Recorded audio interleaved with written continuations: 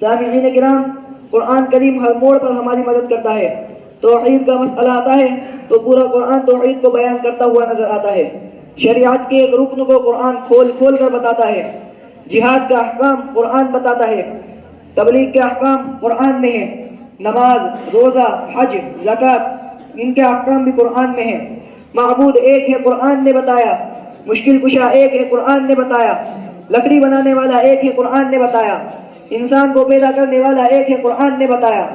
محمد صلی اللہ علیہ وسلم آخری نبی ہے، قرآن نے بتایا۔ قیامت پر حق ہے، قرآن نے بتایا۔ نمازیں 5 ہیں، قرآن نے بتایا۔ رمضان کا مہینہ قرآن نے بتایا۔ بیویوں کے ساتھ اچھا سلوک قرآن نے بتایا۔ والدین کے ساتھ اچھا سلوک قرآن نے بتایا۔ ہمسایہ کے حقوق قرآن نے بتائے۔ نکاح تک کے احکام قرآن نے بتائے۔